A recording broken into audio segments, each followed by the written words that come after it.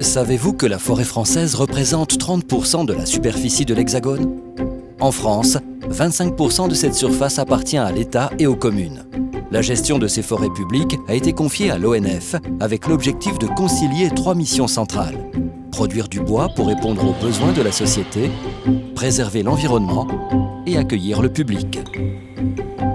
Ces espaces sont entretenus dans le cadre d'un plan d'aménagement défini sur 20 ans.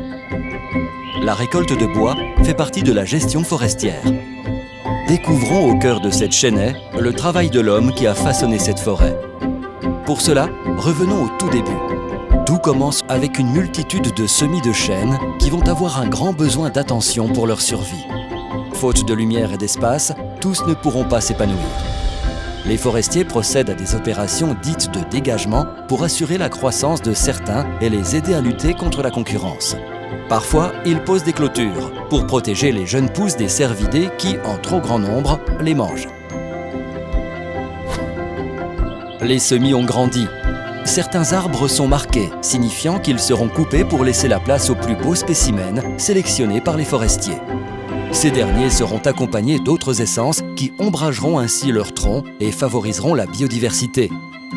Des tracés, appelés cloisonnements d'exploitation, sont aussi réalisés pour faciliter les travaux forestiers, protéger les sols et la biodiversité lors des opérations de récolte. Les arbres coupés connaissent une seconde vie pour fournir des produits utiles au quotidien des hommes.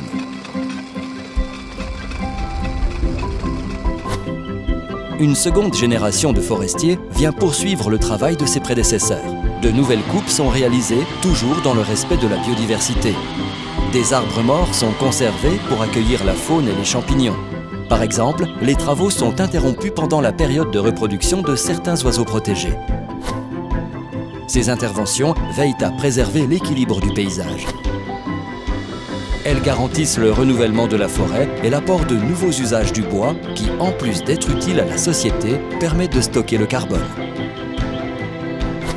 Sur cette parcelle forestière, dite en régénération, se côtoient désormais des arbres en devenir et des arbres mûrs.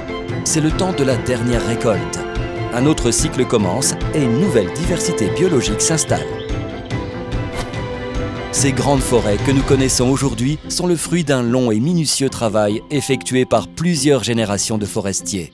Gérer une forêt, c'est intervenir tout au long de la vie des arbres pour répondre aux besoins de la société tout en assurant le renouvellement de ces espaces. C'est aussi préserver l'environnement et offrir un lieu de nature à des citoyens de plus en plus concentrés dans les villes. Des enjeux économiques, écologiques et sociaux au cœur des missions de l'ONF.